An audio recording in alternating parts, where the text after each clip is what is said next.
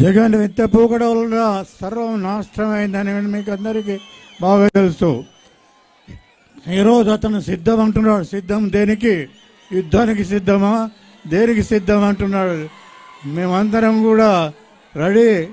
నువ్వు ఎప్పుడు దిగజారిపోతావో, ఎప్పుడు మరి వెళ్ళిపోతావో మేమంతా కాచుకొని కూర్చున్నామని కూడా మీకు తెలియజేస్తున్నాను.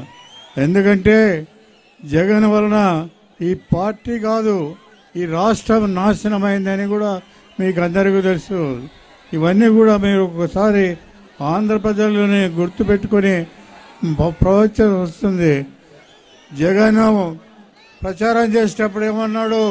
ఒక్క ఛాన్స్ అన్నాడు. నీకు ఛాన్స్ కాదు, నీకు జనంలో ఇంకా ఏమాత్రం కూడా ఛాన్స్ ఉండదు. నువ్వు ఇంటికి పోవాల్సిందే అని కూడా మీకు తెలియజేస్తా ఉన్నాను. నువ్వు బటన్ నొక్కి అడ్మినిస్ట్రేషన్ నడిపేటువంటి నాయకులు, నువ్వు అడ్మినిస్ట్రేషన్ లేదు నీకు.